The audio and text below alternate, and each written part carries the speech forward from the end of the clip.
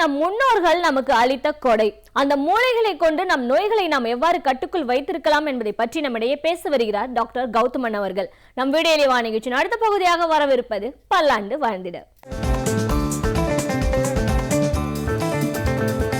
அன்பான கலைஞர் தொலைக்காட்சி நேயர்களுக்கு என்னுடைய இனிமையான காலை வணக்கங்கள்.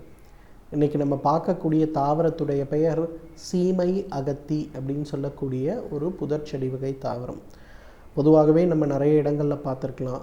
ஏரிக்கரைகளில், குளக்கரைகளில், ஆற்றுப்படுகைகளில், வயல் ஓரங்களில் ரொம்ப அழகான பெரிய நீண்ட இலைகளை கொண்டு வளரக்கூடிய, மேலே பார்த்திங்கன்னா கொத்து கொத்தாக மஞ்சள் நிறமான பூக்களை கொண்டு வளரக்கூடிய ஒரு தாவரம் இந்த சீமை அகத்தி.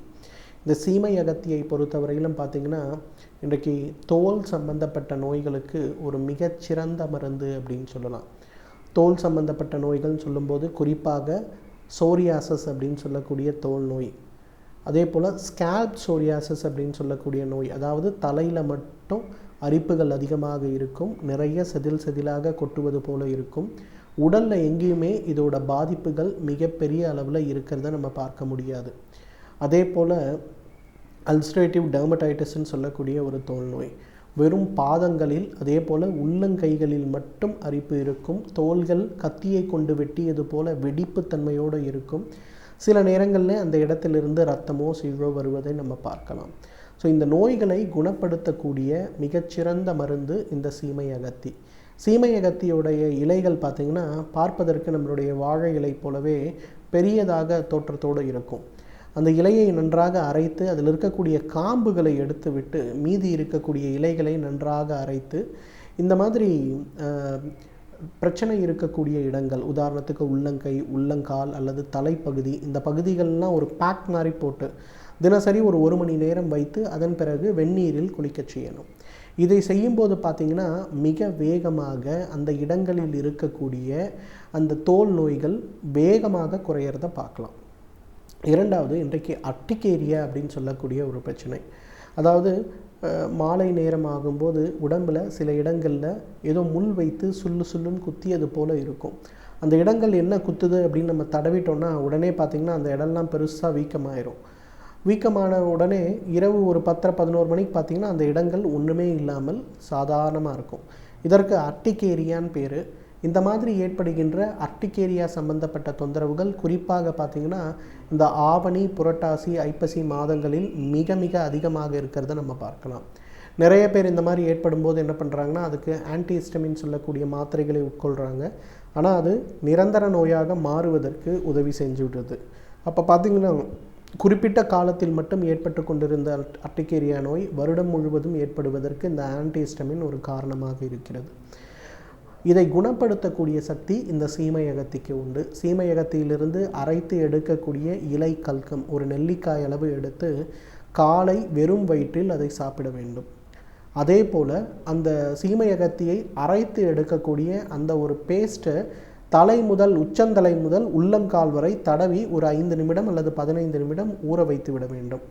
பிறகு வெந்நீரில் குளித்திட வேண்டும். இதை ஒரு பழக்கமாக ஒரு 30 நாட்கள் தொடர்ந்து செய்யும்போது எவ்வளவு நாள்பட்ட அர்டிகேரியா நோயாக இருந்தாலும் அவை முழுமையாக குணமாகி மறைந்து போகிறத நம்ம பார்க்கலாம். அந்த அளவுக்கு சீமை அகத்தி பார்த்திங்கன்னா இந்த சோரியாசஸ் சம்பந்தப்பட்ட பிரச்சனைகளுக்கும் அதே போல் அர்டிகேரியா சம்பந்தப்பட்ட பிரச்சனைகளுக்கும் மிகச்சிறந்த மருந்து. நிறைய குழந்தைகளுக்கு பார்த்திங்கன்னா இன்றைக்கு அவர்களுடைய இனிப்பு சாப்பிடுகின்ற வழக்கம், வெளி வட்டாரத்திலிருந்து கிடைக்கக்கூடிய உணவுகளை கொடுக்கின்ற வழக்கம் மிக அதிகமாக ஆனதுனால, மிக குறிப்பாக அதிகமான அசைவ உணவு சாப்பிடுகின்ற வழக்கம் மிக அதிகமாக இருக்கிறதுனால நிறைய குழந்தைகளுக்கு பார்த்திங்கன்னா வயிற்றில் பூச்சி அப்படிங்கிறது ஒரு பெரிய பிரச்சனையாக இருக்கிறது. ஈவன் அடல்ட்ஸுக்கு கூட பார்த்திங்கன்னா வயிற்றுப்பூச்சி அப்படிங்கிறது மிக மிக ஒரு பெரிய பிரச்சனை. அந்த மாதிரி இருப்பவர்கள் இந்த சீமை அகத்திலிருந்து எடுக்கக்கூடிய அந்த மஞ்சள் நிறமான பூ இதழ்கள் அதை அரைத்து ஒரு பட்டாணி அளவுக்கு காலை ஒரு வேளை அப்படிங்கிற மாதிரி என்றைக்கு ஹாலிடேவோ அவங்களுக்கு விடுமுறை நாட்களில் கொடுத்துடணும். இதை சாப்பிட்ட அன்றைக்கி பார்த்திங்கன்னா அவங்களுக்கு ஒரு 5 முதல் 7 முறை லேசாக மோஷன் போக ஆரம்பிக்கும். அந்த மாதிரி மோஷன் போகும்போது பார்த்திங்கன்னா வயிற்றில் இருக்கக்கூடிய எல்லா பூச்சிகளும் வெளிவருவதை நம்ம பார்க்க முடியும். ஈவன் அடல்ட்ஸாக இருக்கும்போது, அதாவது 16 வயதுக்கு மேற்பட்டவர்களாக இருக்கும்போது அவங்க வந்து ஒரு கொட்டைப்பாக்களவு அந்த பூவை அரைத்து மாதத்திற்கு ஒரு முறையோ 3 மாதத்திற்கு ஒரு முறையோ சாப்பிடும்போது மிக வேகமாக அந்த இடங்களில் இருக்கக்கூடிய கழிவுகள் வெளிவருவதை நம்ம பார்க்க முடியும். உடலில் இருக்கக்கூடிய மொத்த கழிவுகளும் வெளிவரும்போது பார்த்திங்கன்னா மிகச் சுலபமாக அந்த பூச்சிகளும் வெளிவந்து உடல் நன்றாக சுத்தமடைவதை பார்க்கலாம். நம்ம ஆயுர்வேத மருத்துவத்தில் பொதுவாக உடலை நோய் வராமல் தடுப்பதற்கு மிக முக்கியமாக கான்செப்ட் என்ன சொல்வோம்னா டீடாக்சிஃபிகேஷன் சொல்லுவோம். அதாவது உடலினுடைய உறுப்புகளில் தேங்கக்கூடிய கழிவுகளை வெளியேற்றக்கூடிய ஒரு சிகிச்சை. ஃப்ரீ ரேடிக்கல்ஸ் அப்படின்னு சொல்லக்கூடிய உடலை பாதிக்கக்கூடிய அந்த காரணிகளை உடலிலிருந்து குறைப்பது அப்படிங்கிறது தான். அதில் முக்கியமாக பார்த்திங்கன்னா பேதிக்கு கொடுப்பது அப்படிங்கிறது மிக மிக முக்கியமான ஒரு சிகிச்சை. பொதுவாக ஒவ்வொரு சீசன் முடியும் போதும், கோடைக்காலம் முடியும் போது, மழைக்காலம் முடியும் போது, குளிர்காலம் முடியும் போது, மீண்டும் கோடைக்காலம் ஆரம்பிக்கும் போது அப்படிங்கிற மாதிரி ஒரு வருடத்திற்கு 4 அல்லது 5 முறை இந்த ஒரு மருந்து சாப்பிட்டு உடலை சுத்தப்படுத்துகின்ற ஒரு சிகிச்சை வைத்து கொள்பவர்களுக்கு பொதுவாக அந்த சீசனல் எஃபெக்டாக இருக்கக்கூடிய ப்ராப்ளமோ அல்லது ஏஜிங் ப்ராசஸ்னால் வரக்கூடிய ப்ராப்ளமோ வராமல் இருப்பதை நம்ம பார்க்க முடியும். இது ஏன் காரணம் சொல்கிறேன்னா, இன்றைக்கு நிறைய பேர் பார்த்திங்கன்னா மருந்துகள் நிறைய சாப்பிட்றாங்க, ஆனாலும் அவர்கள் உடலில் இருக்கக்கூடிய வியாதிகள் குறைந்த பாடவே இல்லை. காரணம் என்னென்னா, உடலை சுத்தப்படுத்தினா தான் நம்ம சாப்பிடக்கூடிய மருந்துகள் உடலில் நன்றாக வேலை செய்து அந்த நோயை குணப்படுத்தும். அந்த மாதிரி உடலை சுத்தப்படுத்துவதற்கு இந்த சீமை அகத்தி ஒரு மிகச்சிறந்த பொருள். சீமை அகத்தியிலிருந்து எடுக்கக்கூடிய அந்த பூவுடைய இதழ் மஞ்சள் நிறமாக பார்ப்பதற்கு ரொம்ப அழகான மஞ்சள் நிறத்தோடு இருக்கக்கூடிய அந்த ஒரு பூ, அதை அரைத்து எடுக்கக்கூடிய கல்கம், நெல்லிக்காய் அளவு 20 வயது மேற்பட்டவர்களுக்கு, கொட்டைப்பாக்களவு 16 வயதுக்கு மேற்பட்ட அளவு, அண்டு பட்டாணி அளவு 16 வயதுக்கு உட்பட்ட குழந்தைகளுக்கு அப்படின்ற மாதிரி ஆண் பெண் இருபாலருமே அதை எடுத்துக்கொள்ளலாம். அதை எடுத்துக்கொள்ளும் போது மலம் கழியும் போதே சிலருக்கெலாம் பார்த்திங்கன்னா பித்தப்பையில் இருக்கக்கூடிய கற்கள் கூட இதை சாப்பிடும்போது வெளிவருவதை நம்ம பார்க்க முடியும். அன்று ஒரு நாள் மட்டும் அதிகமான காரம் இல்லாத ஒரு உணவு, இட்லி, தோசை, அது கூட வந்து மோர் சாதம் அல்லது கஞ்சி, இந்த மாதிரி காரமில்லாத உணவை சாப்பிடும்போது உடல் சுத்தமடைவதை நம்ம நன்றாக பார்க்க முடியும். எனவே நேர்களே, இந்த சீமை அகத்தி மிகச் சாதாரணமாக குப்பைகளில் வளரக்கூடிய ஒரு தாவரம். ஆனால் இது உடலில் இருக்கக்கூடிய தோல் நோய்களையும் சரி, உடலில் ஏற்படக்கூடிய மற்ற தீர்க்க முடியாத நோய்களை கூட தீர்ப்பதற்கு இயற்கை கொடுத்திருக்கின்ற மிகச்சிறந்த அருமருந்து.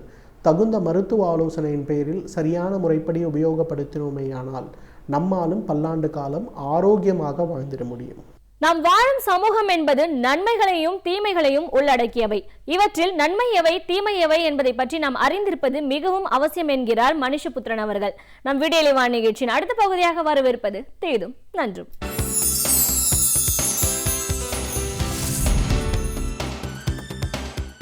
வணக்கம் நண்பர்களே, இன்னும் ஒரு இனிய காலை பொழுதில் தீதும் நன்றும் நிகழ்ச்சியில் உங்களை சந்திப்பதில் மிக்க மகிழ்ச்சி அடைகிறேன்.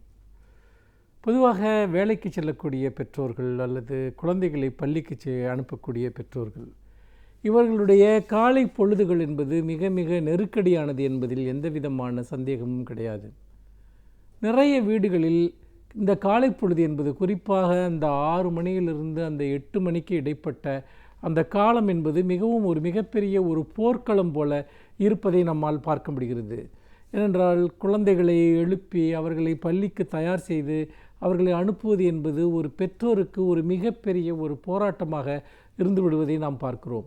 இந்த சமயத்தில் நடக்கக்கூடிய பல்வேறு விதமான உணர்ச்சிபூர்வமான வெளிப்பாடுகள் என்பது பல சமயங்களில் குழந்தைகளினுடைய உளவியலை மிகவும் பாதிக்கின்றன என்று மருத்துவர்கள் சுட்டிக்காட்டுகிறார்கள். ஏனென்றால் நீங்கள் ஒரு வீட்டில் ஒரு 2 குழந்தையை இருக்கிறது என்று வைத்துக்கொண்டால் அந்த நாளினுடைய அத்தனை ஏற்பாடுகளையும் அந்த 2-3 மணி நேரத்தில் அந்த பெற்றோர்கள், குறிப்பாக பெண்கள் அங்கு செய்ய வேண்டியிருக்கிறது. குடும்ப தலைவியாக இருக்கக்கூடிய ஒரு பெண் செய்ய வேண்டியிருக்கிறது. நிறைய வீடுகளில் நான் பார்த்திருக்கிறேன், குழந்தைகள் பள்ளிக்கு செல்கிற குழந்தைகள் இருக்கிற வீடுகளில் ஒரு 6:30 மணிக்கு, காலை 6:30 மணிக்கு 7 மணிக்கெல்லாம் கூட பள்ளிக்கு வாகனங்கள் வந்து விடுகின்றன. ஏனென்றால் நிறைய பள்ளிகள் காலை 8 மணி 8:30 மணிக்கெல்லாம் நிறைய பள்ளிகள் துவங்கி விடுகின்றன. அப்படி இருக்கிற போது அவர்களை 6:30 மணிக்குள்ளாக தயார் செய்து அனுப்புகிற போது அவர்களுக்கு தேவையான உணவு, மற்ற விஷயங்கள் எல்லாவற்றையும் தயார் செய்வதற்காக அந்த பெண் காலை அதிகாலையில் ஒரு 3 மணி 4 மணிக்கே எழுந்து கொள்ள வேண்டியிருக்கிறது. அதுவும் வேலைக்கு செல்கிற பெண்ணாக இருந்தால் இவர்கள் எல்லா ஏற்பாடுகளையும் செய்துவிட்டு அந்த குழந்தைகளையும் கணவரையும் கூட அவருக்கு தேவையான விஷயங்களையும் செய்து கொடுத்து அவர்களை எல்லாம் அனுப்பிவிட்டு இந்த பெண்ணும் சேர்ந்து வேலைக்கு செல்கிற போது அந்த ஒரு பதட்டத்தினுடைய அல்லது மனநெருக்கினுடைய உச்சத்திற்கே அந்த பெண் சென்று விடுகிறார். அந்த சமயத்தில் நடக்கக்கூடிய விஷயங்கள் என்பது குறிப்பாக குழந்தைகள் போதுமான அளவு ஒத்துழைக்காத போது குழந்தைகளை அடிப்பது அல்லது மிரட்டுவது, திட்டுவது, மிகவும் ஒரு ஹிஸ்டீரிக்கல் என்று சொல்வார்கள், மிகவும் ஆத்திரமான சொற்களை பயன்படுத்துவது, இது எல்லா வீடுகளிலும் பரவலாக பார்க்கப்படுகிறது. நாம் இந்த பெற்றோரை அல்லது அந்த ஒரு தாயை பார்த்து நீங்கள் அப்படி செய்யாதீர்கள் என்று நாம் சொல்லவும் முடியாது. ஏனென்றால் அவருடைய மன நெருக்கடி அந்த நேரத்தில் அவருடைய சிக்கல்கள் அப்படி. ஆனால் இதன் மூலமாக குழந்தைகள் உளவியல் ரீதியாக அடையக்கூடிய பாதிப்புகள் என்பது மிகவும் கடுமையாக இருக்கின்றன. குறிப்பாக தொடர்ந்து பெற்றோர்களால் அடிக்கப்படுகிற அல்லது துன்புறுத்தப்படுகிற அல்லது கடினமான வார்த்தைகள் பயன்படுத்தப்படுகிற குழந்தைகள் அவர்கள் பல சமயங்களில் வன்முறை உணர்ச்சி கொண்டவர்களாக மாறிவிடுகிறார்கள்.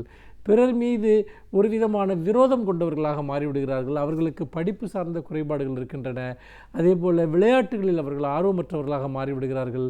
தெரியாமல் பல விஷயங்கள் செய்யக்கூடிய ஒரு இயல்பு அவர்களுக்கு வந்து விடுகிறது. அதே போல் எதிர்ப்பை தெரிவிக்கும் விதமாக தொடர்ந்து முரண்டு பிடிப்பது அல்லது செய்ய வேண்டிய ஒன்றை செய்யாமல் இருப்பது போன்ற குணங்கள் எல்லாம் குழந்தைகளுக்கு வந்து விடுகின்றன என்பதை சொல்கிறார்கள். எப்படி ஒரு நெருக்கடி என்பது ஒரு மிகப்பெரிய விஷவட்டமாக மாறி அது பல்வேறு விதமான நெருக்கடிகளை தொடர்ந்து உருவாக்குகிறது என்பதை நாம் இங்கே சிந்தித்து பார்க்க வேண்டும். ஏனென்றால் குழந்தைகளின் மீது இருக்கிற அக்கறை அல்லது குழந்தைகளை கவனித்துக் கொள்ள வேண்டும் என்கிற பதட்டத்திலிருந்து வரக்கூடிய இந்த விஷயம் என்பது கடைசியில் குழந்தைகளுக்கே அது ஒரு கேடானதாக முடிகிறதை நாம் பார்க்கிற போது நம்முடைய வாழ்க்கை முறை சார்ந்த இந்த சிக்கல் என்பது எவ்வளவு ஒரு ஆழமானதாக இருக்கிறது, எவ்வளவு ஒரு குழப்பமானதாக இருக்கிறது என்பதை நாம் பார்க்க வேண்டியிருக்கிறது. இப்படி இந்த காலை நேர பதட்டங்களை எப்படி எதிர்கொள்வது என்பது ஒரு மிகப்பெரிய ஒரு பிரச்சனையாக இருக்கிறது. இதற்கு முக்கியமாக நாம் குழந்தைகளிடம் நிறைய பேச வேண்டும் என்கிற ஒரு விஷயத்தை உளவியலாளர்கள் சுட்டி காட்டுகிறார்கள். அதாவது ஒரு காலை பொழுதில் ஒரு அம்மாவுக்கு அல்லது ஒரு அன்னைக்கு எத்தகைய மன நெருக்கடிகள் ஏற்படுகின்றன, எவ்வளவு சிரமங்கள் ஏற்படுகின்றன என்பதை குழந்தைகளிடம் பேசி பேசி புரிய வைக்க வேண்டும். அவர்களை சீக்கிரம் இரவு தூங்குவதற்கு அனுப்புவதிலிருந்து தொடங்கி பல்வேறு விஷயங்களை குழந்தைகளுக்கு செய்ய வேண்டும். அதையும் மீறி குழந்தைகள் அப்படி தவறுகள் செய்கிற போது, ஒத்துழைக்க மறுக்கிற போது அல்லது அந்த காலை நேரத்தையே அத்தகைய ஒரு பொறுப்புகளை அவர்கள் முறையாக செய்வதற்கு தாமதிக்கிற போது கூட நாம் உணர்ச்சி வசப்பட்டு உடனடியாக குழந்தைகளிடம் வன்சொல்களை பயன்படுத்துவது என்பது நல்லதல்ல. முடிந்த வரைக்கும் நம்முடைய கோபத்தை மடைமாற்ற வேண்டும். அப்படி மடைமாற்றுவதன் மூலமாக நமக்கு தொடர்ந்து ஒரு விதமான குழந்தைகளுக்கும் நமக்கும் இடையிலான ஒரு பிணைப்புகள் என்பது ஆழமாகும். மாறாக நம்முடைய இந்த டென்ஷன், நம்மளுடைய இந்த பதட்டம் காரணமாக குழந்தைகளை திட்டுவதனால் சில சமயங்கள் குழந்தைகள் அடிபணிவார்கள். ஆனால் நிறைய நேரங்களில் அவர்கள் அடிபணிகிற குணத்தையே விட்டு விடுவார்கள், இணங்கி செல்ல வேண்டிய ஒரு குணத்தையே விட்டு விடுவார்கள் என்பதை நாம் மறந்துவிடக்கூடாது. அப்படிப்பட்ட ஒரு சூழ்நிலையில்தான் நாம் இந்த விஷயத்தை மிக மிக எச்சரிக்கையாக நாம் அணுக வேண்டும். நிறைய பெற்றோர்கள் அவர்கள் பல வீடுகளில் பெண்களுக்கு ஆண்களினுடைய துணை இதில் கிடைப்பதில்லை. முக்கியமாக ஆண்கள் தாங்கள் அலுவலகத்திற்கு செல்வதைத்தான் ஒரு முக்கியமாக கருதுகிறார்களே ஒழிய ஒரு குழந்தைகளை பள்ளிக்கு அனுப்புவது தொடர்பான பொறுப்புகளில் பல வீடுகளில் ஆண்கள் அந்த பொறுப்பை எடுத்துக்கொள்வதில்லை என்கிற ஒரு கருத்தும் இருக்கிறது. அப்படி பார்க்கிற போது இந்த காலை நேர பதட்டத்தை குறைப்பதில் வீட்டில் இருக்கக்கூடிய பெற்றோர்கள் அல்லது முதியவர்கள் அவர்களுக்கு ஒரு பொறுப்பு இருக்கிறது. எல்லோரும் பகிர்ந்து கொண்டு செய்கிற போது அந்த விஷயத்தின் மீது ஒரு இணக்கம் ஏற்படும். ஆனால் குழந்தைகளை நீங்கள் வன் சொற்களால் அவர்களை மிரட்டுகிற போது அவர்கள் உங்கள் மீதான ஒரு பிணைப்பையே இழக்கத் தொடங்கி விடுகிறார்கள். ஏனென்றால் நம்முடைய வாழ்க்கை முறையினுடைய அழுத்தம், எல்லோரும் ஓடிக்கொண்டே இருக்கிறோம், எல்லோரும் இடைவிடாமல் எதையாவது ஒன்றை துரத்தி கொண்டே இருக்கிறோம். அப்படி துரத்துகிற போது நம்முடைய அந்த பதட்டம் என்பது குழந்தைகளின் மீதான ஒரு விதமான ஒரு வன்முறையாக மாற ஆரம்பிக்கிறது. ஆகவே இதை பற்றி நமக்கு ஒரு விழிப்புணர்ச்சி இருக்க வேண்டும். ஏனென்றால் நாம் குழந்தைகளை வளர்ப்பதாக நினைத்து கொண்டு அவர்களை ஒரு பொறுப்பற்றவர்களாக அல்லது ஒரு மோசமான குணங்கள் கொண்டவர்களாக மாறுவதற்கு நம்முடைய குணாதிசயங்களும் நடத்தைகளுமே காரணமாகிவிடக்கூடாது என்பதை நாம் மறந்துவிடக்கூடாது.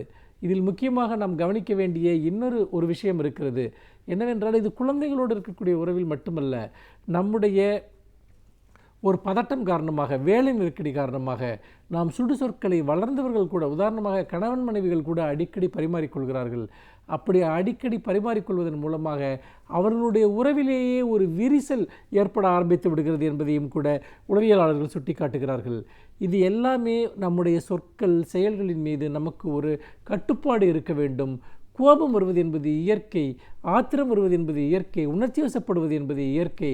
ஆனால் அப்படி எல்லா சந்தர்ப்பத்திலும் நாம் அவற்றை சுதந்திரமாக அந்த உணர்ச்சிகளை நாம் வெளிப்படுத்துகிற போது அதனால் ஏற்படக்கூடிய பாதிப்புகள் என்பது மிக மிக ஆழமாக இருப்பது மட்டுமல்ல, பல சமயங்களில் பல மோசமான விளைவுகளை ஏற்படுத்தக்கூடியதாகவும் இருக்கின்றன.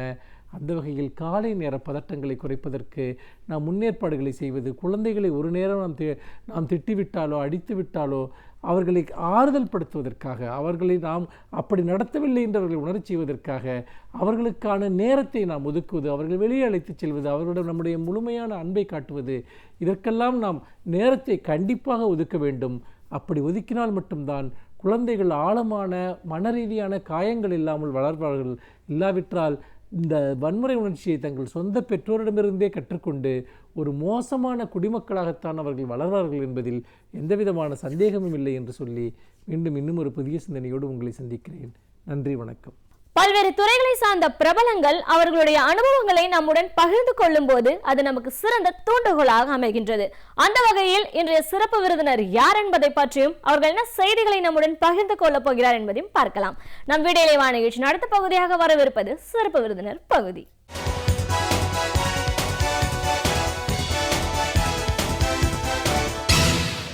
வணக்கம் நேயர்களே, விடியலேவா நிகழ்ச்சியின் சிறப்பு விருந்தினருக்கான நேரம் இது. இன்றைய சிறப்பு விருந்தினர் கல்வியாளர் ச. செல்வம். ஒரு கல்வியாளரா 35 ஆண்டு காலம் ஒரு ஆசிரியர் பணி எந்த அளவுக்கு ஒரு நிறைவான பணியா இருந்திருக்கு, இன்னைக்கு இருக்கிற சூழல்ல ஒரு பொறியியல் மாணவர்களுக்கு தெரிஞ்சுக்க வேண்டிய விஷயங்கள் என்ன, ஒவ்வொரு தேர்வையும் அவங்க எதிர்நோக்கி இருக்கிற சவால்கள் என்னவா இருக்கு, இப்படி பல விஷயங்களை கருத்துக்களை இன்னைக்கு நம்ம அவர்கிட்ட கேட்டு தெரிஞ்சுக்கலாம். வணக்கம் சார். வணக்கம். ஒரு கல்வியாளராக எங்கள் நிகழ்ச்சிக்கு உங்களை நாங்கள் முதல்ல வரவேற்கிறோம் சார். கிட்டத்தட்ட 35 ஆண்டு காலம் ஒரு ஆசிரியர் பணி, ஒரு பேராசிரியராக உங்களோட பணியை பல துறைகளில் ஒரு தலைவராக இருந்திருக்கீங்க. இன்னைக்கு வரைக்கும் உங்களுடைய பணியை தொடர்ந்து செஞ்சுட்டு இருக்கீங்க. அப்படின்னும் போது நிறைய மாணவர்களுக்கு ஆலோசனைகளும் வழங்கிட்டு இருக்கீங்க. எக்ஸாம்ஸ் அப்படின்னும் போது அவங்களுக்கான பயிற்சிகளையும் கொடுத்துட்டு இருக்கீங்க. இன்னைக்கு பயிற்சி அப்படிங்கிறது எவ்வளோ தூரம் அவசியமாக இருக்குது? இந்த சேலஞ்சிங் வேர்ல்டில் காம்படிட்டிவ் எக்ஸாம்ஸ் எழுத போகிற பொறியியல் மாணவர்கள் சந்திக்கிற சவால்கள் என்ன? அந்த எக்ஸாம்ஸை நல்லபடியாக அவங்க தேர்ச்சி பெறணும் அப்படிங்கிற ஒரு ஆர்வத்தில் இருக்காங்களே தவிர அதுக்கு சரியான ஒரு வழிகாட்டுதல் இல்லாமல் தவிச்சிட்டும் இருக்கிற மாணவர்கள் இருக்காங்க. ஸோ இப்போ எப்படி அவங்க அதுக்கு தயார் பண்ணிக்கணும், எந்த மாதிரியான எக்ஸாம்ஸ் எல்லாம் இப்போ இருக்கு அப்படின்னு பல விஷயங்களை கருத்துக்களை எங்கள் நேர்களோட நீங்கள் இன்னைக்கு முழுமையாக பகிர்ந்துக்கணும் சார். முதல்ல காம்படிட்டிவ் எக்ஸாம்ஸ் பற்றி பேசுவோம். இன்னைக்கு எல்லாரும் சொல்கிறோம், நிறைய பேர்களில் காம்படிட்டிவ் எக்ஸாம்ஸ் இருக்குன்னு சொல்கிறோம். காம்படிட்டிவ் எக்ஸாம்ஸ் அப்படிங்கிறது என்ன, இதோட அவசியம் என்ன? ஒரு ஆரம்பமே ஒரு நல்லது ஒரு கேள்வியில் ஆரம்பிச்சிருக்கீங்க. இன்றைய நிலையில், இன்றைய சமுதாய காலகட்டத்தில் பார்த்திங்கன்னா பள்ளிகள், கலை மற்றும் அறிவியல் கலைக்கல்லூரிகள், பொறியியல் கல்லூரிகள், மருத்துவம், சட்டம், மேலாண்மை, எந்த துறையை எடுத்தாலும் இன்றைக்கு போட்டித் தேர்வுகள், இன்னும் ஒரு விதத்தில் ஆசிரியராக நான் சொல்லும்போது திறன் சோதிக்கும் தேர்வுகள் அப்படின்னு தான் சொல்லுவோம். போட்டி என்பது ஒரு பகுதி, எத்தனை பேர் அதில் பங்கு பெறுறாங்கன்னு போது அது போட்டின்னு வந்துடும். ஆனால் உங்களுடைய திறனை அறியக்கூடிய ஒரு கருவி நமக்கு வேணும்னா இதுக்கு இந்த எக்ஸாமினேஷன் தான் வேணும். அதனால் எந்த ஒரு காலகட்டத்திலையும் 16-17 வயசில் இருந்து இல்லது +1 இருந்து இந்த காம்படிட்டிவ் எக்ஸாமினேஷன் இவனுக்கு குறைந்தது ஒரு 35 அல்லது 40 வயசு வரைக்கும் இன்றைய தலைமுறைக்கு இது ஒரு பொருத்தமான ஒரு இதுவாக இருக்கும். இது வேண்டுமா வேண்டாமா அப்படின்றது ஒரு அடுத்த கேள்வி, அது ஒரு விவாத மேடை. ஆனால் போட்டி நிறைந்த உலகத்தில் வாழும்போது தன்னை எவ்வாறு தயார் செய்து கொள்ள வேண்டும் என்றது தான் அறிவினுடைய நுணுக்கம், அறிவினுடைய சாமர்த்தியம் கூட. இன்றைய நிலையில் அறிவு ஒரு பகுதியாக இருந்தாலும் கூட அணுகுமுறை என்பது மிக மிக முக்கியம். அறிவு என்பது வேறு, அந்த அறிவை பயன்படுத்தும் அணுகுமுறை என்பது வேறு. இந்த இடத்துல தான் பல்வேறு விதமான போட்டிகள், எக்ஸாமினேஷன்ஸ் வருது. ஒரு குறிப்பாக ஒரு பொதுவாக ஒரு எக்ஸாமினேஷன் எடுத்துப்போம். பல விஷயங்கள் இருக்குது. இன்றைக்கு இந்தியாவில் மட்டும் இல்லை பொறுத்த மட்டிலும் பார்த்திங்கன்னா +2 ஸ்டூடெண்ட்ஸ்க்கு மட்டும் ஒரு 450 எக்ஸாமினேஷன் +2 லெவல்லையே வந்தாச்சு. சென்ட்ரல் கவர்மெண்ட்லேருந்து டிஃப்ரெண்ட் ஸ்டேட் கவர்மெண்ட்லேருந்து வரும். ஸோ எந்த விதமான ஒரு போட்டித் தேர்வுகள் உள்ளே போகும்போதும் நாங்கள் ஒரு வார்த்தையை யூஸ் பண்ணுறோம் ஆசிரியராக. அந்த வார்த்தை என்னென்னா கப் அப்படின்னு சொல்லுவோம். CUP. C for challenges, U for uncertainties and P for priorities. அதான் கப் பண்ணுறது. சேலஞ்சஸ்ன்னு சொல்லும்போது நாம் எதிர்கொள்ளக்கூடிய சவால்கள், அன்சர்டானிட்டிஸ் சொல்லும்போது நாம் எதிர்பாராததுன்னு ஒன்று நடக்கும், அந்த எதிர்பாராதது எப்படி ஃபேஸ் பண்ணுறோம். ப்ரியாரிட்டிஸ்னு வரும்போது நாம் எதற்கு முன்னுரிமை தருகிறோம். இதுதான் ரொம்ப சாமர்த்தியமாக அணுக வேண்டும். சேலஞ்சஸ் அப்படின்னு சொன்னோம்னா இந்த எக்ஸாமினேஷன் பொறுத்த வரைக்கும் எல்லாரும் எல்லா எக்ஸாமினேஷன் எழுதலாம், எல்லாரும் போய் பண்ணலாம், மார்க் வரல, அதிகமாக வந்தது குறைஞ்சதுன்னு சொல்லி யார் வேண்டுமானாலும் பேசிக்கலாம். அதில் ஒன்றும் ஒரு சாதாரண விஷயம். ஆனால் ஒவ்வொரு தனி மனிதன் அல்லது தனி மாணவர் அல்லது மாணவியருக்கு மட்டும்தான் தெரியும் where he or she is strong, where he or she is வீக்ன்றது அவனுக்கு மட்டும்தான் தெரியும். இன்னும் சொல்லப்போனால் இலக்கியத்தில் கூறுவாங்க நோ தை செல்ஃப் அப்படின்னு ஒன்று இருக்குது, ஃபைண்ட் தை செல்ஃப்னு ஒன்று இருக்குது, ஹீல் தை செல்ஃப்னு ஒன்று இருக்குது. Know thyself, find thyself, heal thy செல்ஃப்ன்றது ஒரு இலக்கிய வரிகள் தான். இதை வாழ்க்கை வசனமாக மாற்றிக்கணும். அதனால தான் நாங்கள் அடிக்கடி சொல்லுவோம் maximise your strength and minimise your weakness.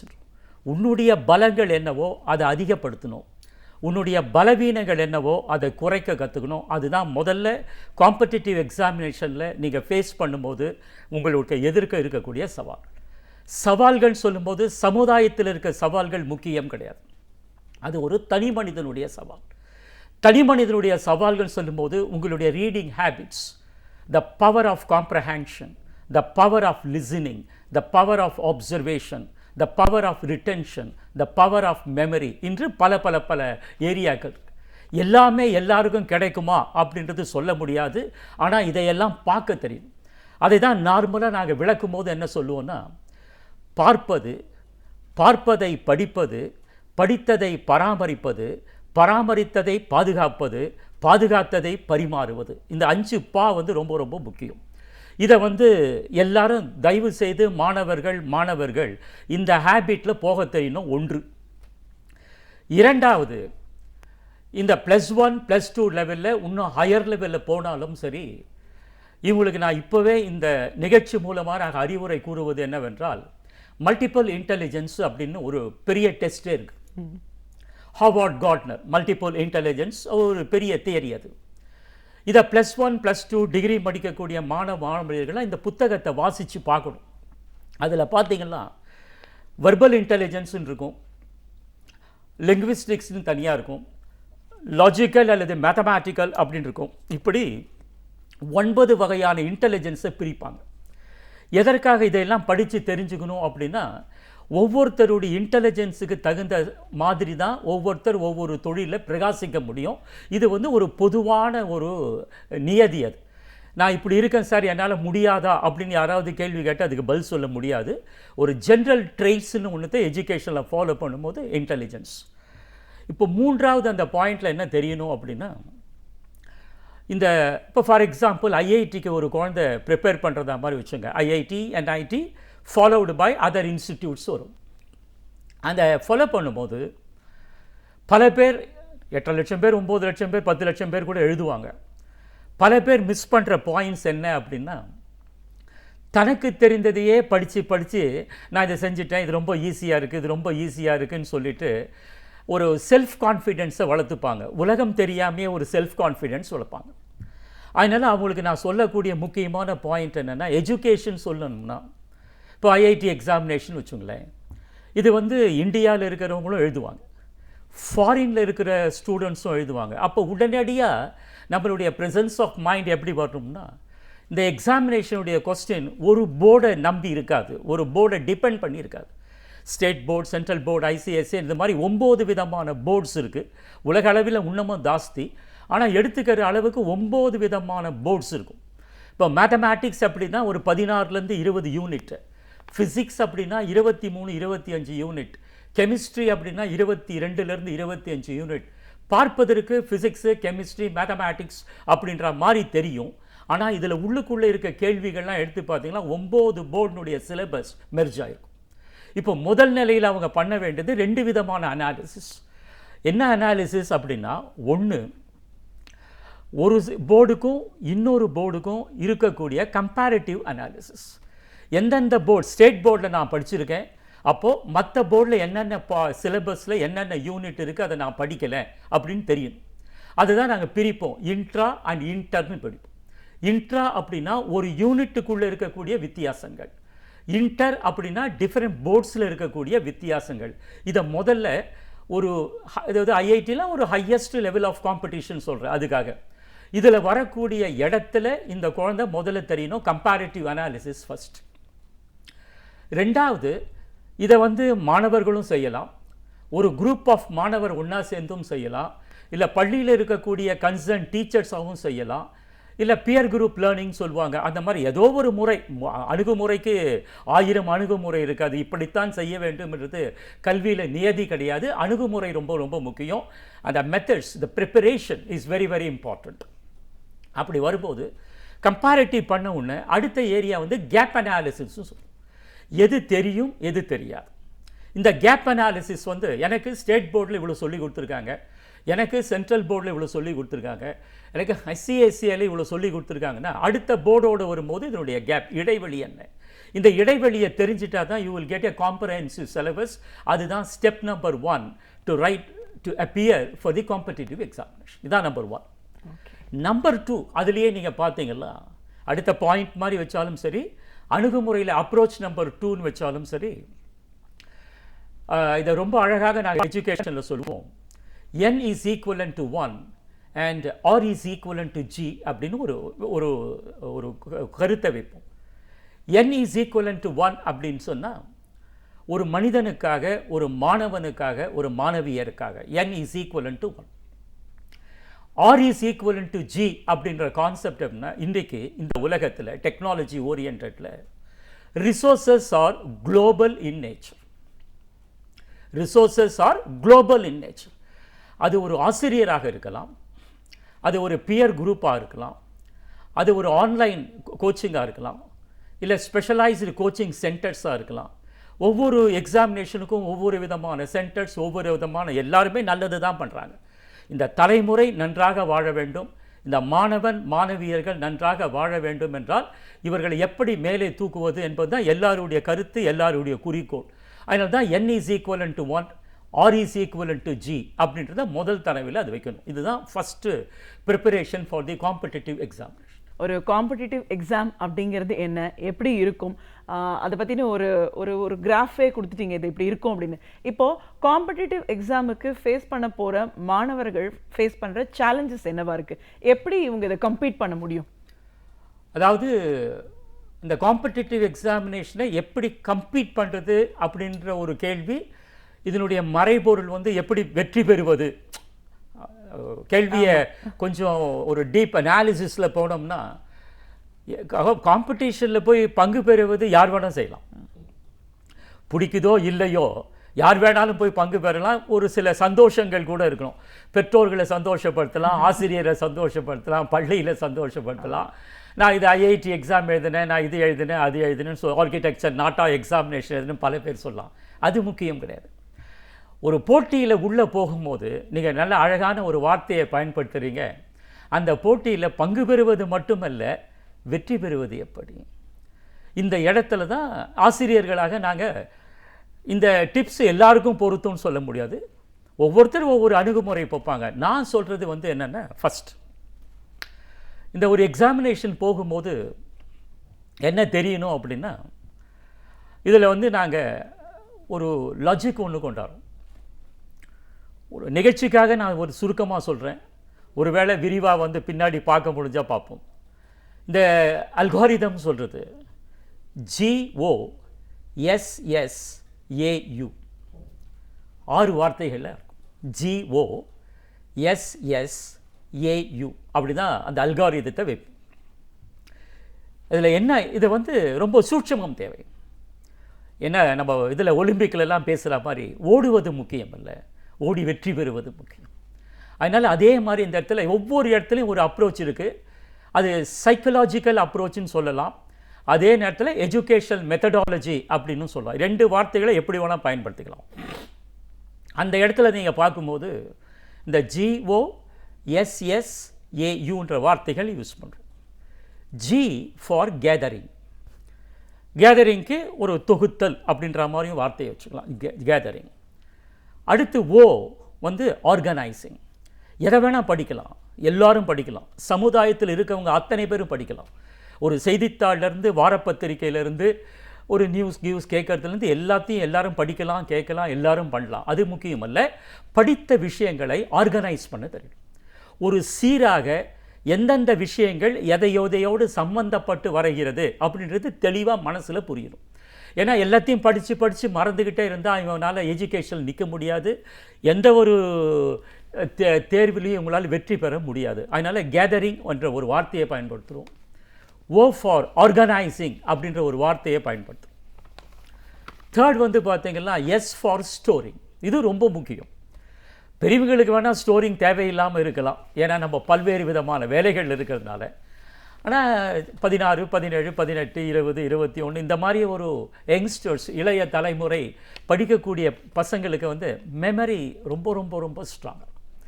இந்த மெமரி ஸ்ட்ராங் பண்ண தெரியல அப்படின்னா இது எந்த துறையாக இருந்தாலும் இவங்களால் வெற்றி பெறுவோமா அப்படின்றது ஒரு கேள்விக்குறி தான். இதுக்கு 1000 கேள்விகள் இருக்கலாம். அது அனாலிசிஸ் வேணும், அனலிட்டிக்கல் வேணும், மெமரியா, இதுக்குன்னு பலவிதமான சிந்தனைகள்லாம் வரும். அதை பற்றிலாம் நான் இங்கே பேசலை. Gathering, organising, storing. அட்லீஸ்ட் படித்த விஷயங்களை அதை கரெக்டாக கொண்டு போய் மெமரியில் சேர்த்து வச்சு சரியான நேரத்தில் அதை எடுக்க தெரிய வேண்டும், ஸ்டோரி. 4வது வந்து ஷேரிங். எப்போ ஒரு கல்வி மேம்படும் அப்படின்னு பார்த்தீங்கன்னா, நான் உன்னை படிக்கிறேன் அப்படின்னா அது குறைஞ்சது ஒரு 4 பேருக்கு, 5 பேருக்கு, 7 பேருக்கு நான் எடுத்து சொல்லும் போது தான் இது என்னுடைய பர்மனெண்ட் மெமரியில் போய் லாக் ஆகுமே தவிர, படித்ததை நான் அப்படியே மறந்துட்டேன்னா அது ஷார்ட் டைம் மெமரியில் போய் மறந்து போயிடும். இது சிம்பிள் எஜுகேஷனல் சைக்காலஜி. எந்த ஒரு எஜுகேஷனல் சைக்காலஜி புக்ஸ் பார்த்தீங்களாலும் ஷார்ட் டைம் மெமரிக்குன்னு ஒன்று இருக்கும், லாங் டைம் மெமரிக்குன்னு ஒன்று இருக்கும். படித்த ஒரு விஷயத்தை நீங்கள் சொல்லலை அப்படின்னா ஷார்ட் டைம் மெமரியில் லாக் ஆகும். படித்த ஒரு விஷயத்தை 7 தடவை ரிப்பீட் பண்ணிட்டீங்க அப்படின்னா அது லாங் டைம் மெமரியில் ஸ்டார்ட் ஆகும். அதனால் நான் ஷேரிங் சொல்கிறது அதுதான், பரிமாறுதல். நான் இந்த விஷயத்தை படிச்சுன்னு உங்ககிட்ட சொல்கிறேன், அவன் ஃப்ரெண்ட்ஸ்கிட்ட சொல்கிறது, அப்பா அம்மா விருப்பம் உள்ளவங்களாக இருந்தால் அவங்கக்கிட்ட பேசுறது. இப்படி தான் நம்மளை நாமே வளர்த்துக்கணும், ஷேரிங். அடுத்த 5வது வார்த்தை அனலைசிங்னு ஒரு வார்த்தையை யூஸ் பண்ணுறோம். அனலைசிங் சொல்லும்போது ஒரு பொருளையினுடைய உள்ளடக்கம், அந்த பொருளை பற்றிய விவரித்தல், அது வந்து கான்செப்ட் மேப்பிங். அனலைசிங் அப்படின்னா சொல்கிற விஷயத்தை அப்படியே எடுத்துக்கிறது கிடையாது, கான்செப்ட் மேப்பிங் அப்படின்வாங்க. அந்த கான்செப்ட் மேப்பிங்னா இந்த விஷயம் இப்படித்தான் பார்க்க வேண்டும். அதற்காக தான் எல்லாரும் சொல்கிறது, எந்த ஒரு விஷயத்தையும் 3rd eye and 7th senseன்னு சொல்லுவாங்க. 3வது கண்ணும் 7வது அறிவும் சிந்திக்க தெரியணும், அவங்களால தான் வின் பண்ண முடியும். ஏன்னா 2 விதமான திங்கிங் இருக்குது. ஒன்று மரபு வழி சிந்தனைகள் அப்படின்னு ஒன்று சொல்லுவாங்க, ட்ரெடிஷ்னல் பேட்டர்ன். மற்றொன்று மாற்று வழி சிந்தனைகள்னு ஒன்று, ஆல்டர்னேட்டிவ் திங்கிங் சொல்லுவாங்க. இல்லாட்டி அதை வெர்டிகல்ஸ், லேட்ரல் திங்கிங். அதை பற்றி எட்வர்ட் டிபோனோ அப்படின்ற ஆத்தர்லாம் அதை பற்றி ரொம்ப அழகாக பேசுவாங்க. அதனால் எந்த இடத்துலையும் இந்த 3வது கண், அந்த 7வது அறிவு, 3rd eye and 7th sense work பண்ணும்போது தான் இந்த பவர் ஆஃப் அனாலிசிஸ்ன்றது வரும். இந்த பவர் ஆஃப் அனாலிசிஸ் வரும்போது இது மாணவர்கள் குறிப்பாக யாராவது நம்ம நிகழ்ச்சியை பார்த்துட்டு இருக்கவங்க நோட்ஸ் ஸ்கில்ஸ் எழுதியிருந்தால் இதுக்கு ஒரு தனி மெத்தடாலஜி இருக்குது. எப்படி மெத்தடாலஜி அனாலிசிஸில் வரும் அப்படின்னா, method of agreement, method of difference, joint method, residual method, அதுக்கப்புறம் கான்கமிட்டன்ட் வேரியேஷன் சொல்லி 5 விதமான மெத்தட். இதை பற்றி பேசணுன்னா 50 மணி நேரத்துலேருந்து 100 மணி நேரம் நாங்கள் பேசுவோம் வகுப்பில்.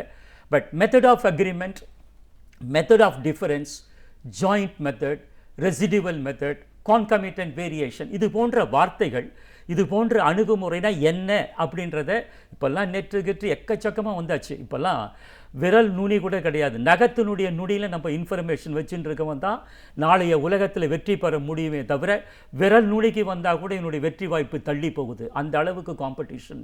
அதனால் analyse. So GO SS AU, இப்போ சொல்லியாச்சு. அப்புறம் யூட்டிலைஸ். யூட்டிலைசிங் வரும்போது தான் அதை பயன்படுத்தக்கூடிய விதம். இந்த பயன்படுத்தக்கூடிய விதம் என்ற இடத்துல தான் நீங்கள் சொன்ன கேள்விகள் ஆரம்பமாகுது. படித்த படிப்பு நம்மளுடைய மெமரியில் வச்சுட்டு இருக்கக்கூடிய பல்வேறு விதமான விஷயங்கள், தேர்ட் ஐ அண்ட் செவன்த் சென்ஸில் கிரகிக்கக்கூடிய விஷயங்கள், அதை எப்படி யூட்டிலைஸ் பண்ணக்கூடிய அளவுக்கு இவனுக்கு தெரியும்னு பார்ப்போம். இப்போ ஒரு சாதாரணமாக ஒரு நேஷ்னல் லெவல் இதுவே எடுத்துப்போம், காம்படிட்டிவ் எக்ஸாமினேஷனை எடுத்துப்போம்.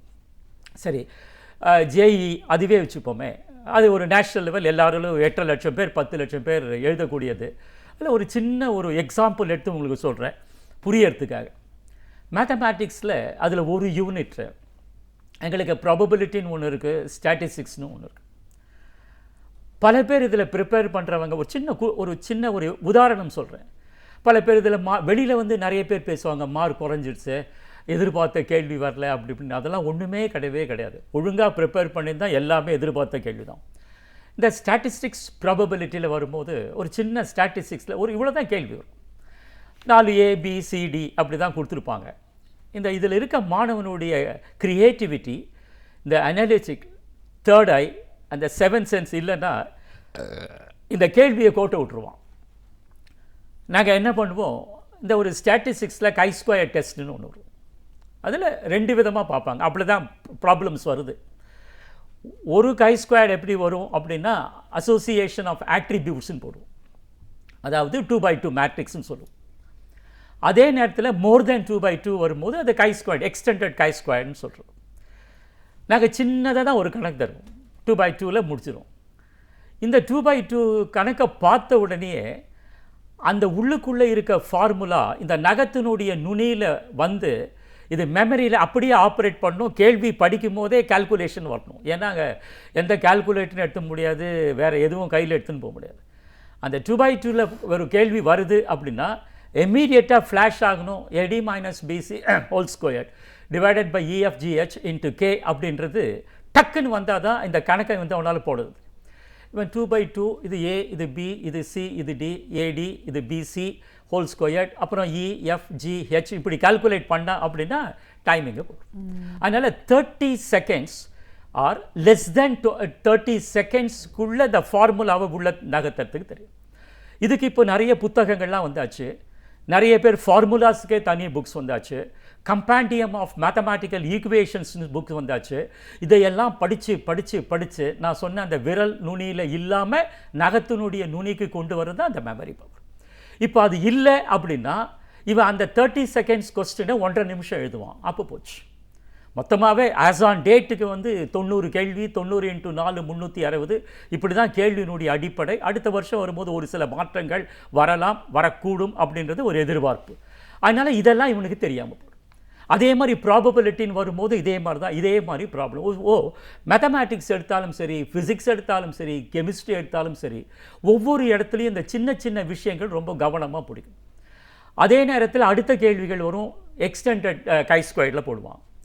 2x2 வந்து 3 கொண்டு வாங்க, அதாவது ரோ 3ல் இருக்கும், காலம் 3ல் இருக்கும். இதில் இவன் வந்து ஃபண்டமெண்டல் அண்டர்ஸ்டாண்டிங் அதில் இல்லை அப்படின்னா கணக்கு தப்பாடும். ஏன்னா அதில் இருக்கக்கூடிய ஒரு அசம்ஷன் வந்து எந்த ஒரு செல் எடுத்தாலும் லெஸ் தென் 5ல் இருந்தால் chi-squared ஆப்ரேட் பண்ணக்கூடாதுன்றது பேசிக் அசம்ஷன். இப்போ இந்த பையனுக்கு chi-squared அசம்ஷனுடைய பேசிக்ஸ் தெரியலன்னா இவன் 2 3 அங்கே இருந்தால் கூட போட்டுருவான், கடன் போட்டு இதான் ஆன்சர் எழுதும். அப்போ தப்பாக போகும். அப்போ ஆன்சர் அங்கே ஒரு நாட் அப்ளிகபிள் வரும், நாட் கன்சர்ன் வரும், எதுவுமே இல்லைன்னு வரும், நன் ஆஃப் தி அபோவ் அப்படின்னு வரும், ஏதாவது ஒரு சூட்சமம் இருக்கும். அப்போ இவனுக்கு இந்த மாதிரி நேஷ்னல் லெவலில் போகும்போது அசம்ஷன்ஸ் தெரியணும், கான்செப்ட் கிளாரிட்டி தெரியணும், ஃபார்முலாஸ் தெரியணும், செல்லுடைய ஆக்குபேஷன்ஸ் தெரியணும். இந்த மாதிரி செல் லெஸ் ஆகும்போது ரோ மெர்ஜிங், காலம் மெர்ஜிங் சொல்லுவாங்க, அது பண்ண தெரியணும். அப்படி பண்ண தெரிஞ்ச உடனே அதுக்கப்புறம் ஏட்ஸ் கரெக்ஷன்ஸ்னு ஒன்று இருக்குது. இந்த மாதிரி இத்தனையும் இந்த வரைபடத்தில் தெரிஞ்சாதான் இவன் chi-squareல வரக்கூடிய 4 கேள்வியை உள்ளே கை வைக்க முடியும். இது வருமா அப்படின்னு கேட்கறது கிடையாது, வந்தால் இப்படி தான் அதை பார்க்கும். இந்த மாதிரி மேத்தமேட்டிக்ஸ்னு எடுத்துட்டு பார்த்தீங்கன்னா அந்த யூனிட்டில் நீங்கள் பார்த்தீங்கன்னா ஒரு 16 அப்படின்னு மாதிரி போட்டிருக்கோம், இல்லை ஒரு 15ன்னு வச்சுங்களேன். ஆனால் அதை பிரேக் பண்ணும்.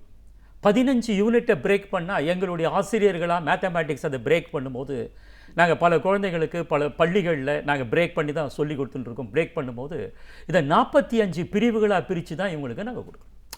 இதையெல்லாம் வந்து எல்லாராலையும் எடுத்து சொல்ல முடியாது.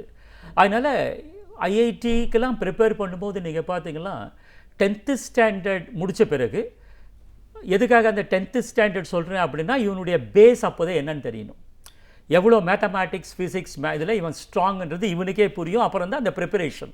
சில பேர் போவாங்க 6th ஸ்டாண்டர்ட் 7th 8th போவாங்க, குறை ஒன்று சொல்ல. ஏன்னா 10th ஸ்டாண்டர்ட் வரும்போது தான் மென்டல் மெச்சூரிட்டி வந்து கரெக்டாக நம்மளால் ஃபோக்கஸ் பண்ண முடியும். அதுக்காக அதை பண்ணிவிட்டு அதுலேருந்து இவங்க பிரித்து இந்த மாதிரி ஒரு திறனாய்வு போட்டோம்னா தான் இந்த மாதிரி கரெக்டாக வரும். அதுக்காக தான் formula GOSSAU, gathering, organising, storing, sharing, analysing, utilising. இந்த 6 வார்த்தையை மனசில் வச்சுக்கிட்டு இதை ஒவ்வொன்றா ப்ரிப்பேர் பண்ண ஆரம்பிக்கும். இப்போது காம்படிட்டிவ் எக்ஸாம்ஸ் என்னன்னு பார்த்துருக்கோம், அதை எப்படி ஃபேஸ் பண்ணணும், அதில் இருக்கிற சேலஞ்சஸ் என்ன அப்படின்னு நிறைய சொன்னீங்க. ஆனால் இன்றைக்கி இந்த நிகழ்ச்சியை பொறுத்த வரைக்கும் இதில் ஒரு சின்ன சினாப்சிஸ் மாதிரி தான் நம்மளால் கொடுக்க முடியுதே தவிர, நீங்கள் ஒரு 50 years ஒரு பெரிய செமினார் மாதிரி ட்ரைனிங் கொடுக்குற அளவுக்குலாம் நம்மளால் இங்கே பேச முடியாது. இருந்தாலும் இந்த அரை மணி நேரத்தில் இந்த எக்ஸாம் அப்படிங்கிறது என்ன, இது எவ்வளோ தூரம் சேலஞ்சிங்காக இருக்குது, அதில் பேசிக்ஸ் தெரிஞ்சுக்க வேண்டியது எவ்வளோ தூரம் முக்கியம், அதோட டெப்த் வரைக்கும் நம்மளுக்கு நாலேஜ் அப்படிங்கிறது எவ்வளோ இம்பார்ட்டண்ட்டாக இருக்குது அப்படின்னு உங்களோட பார்வைகள் சார்ந்து சில விஷயங்களை எங்களோட நீங்கள் பகிர்ந்ததுக்கு நன்றி. இதுவரையில் நாம் படித்த புத்தகங்களில் இருந்தும், நாம் படித்த செய்தித்தாள்களில் இருந்தும், நாம் படிக்க மறந்த பல அரிய செய்திகளை நம்மிடையே பகிர்ந்து கொள்ள வருகிறார் பேராசிரியர் சுபவீரபாண்டியன் அவர்கள். நம் வீடியோலே வா நிகழ்ச்சியின் அடுத்த பகுதியாக வரவிருப்பது ஒன்றே சொல் நன்றே சொல்.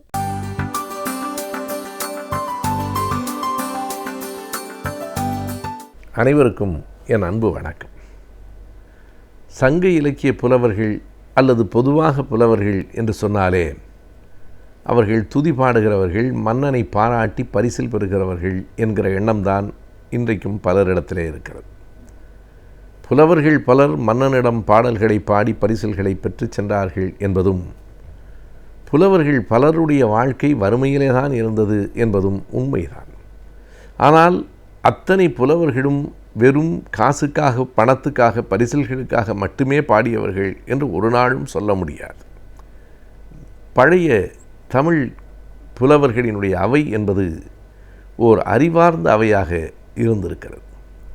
மன்னனுக்கே இடித்து சொல்லுகிற உரிமை பெற்ற அவையாகவும் இருந்திருக்கிறது.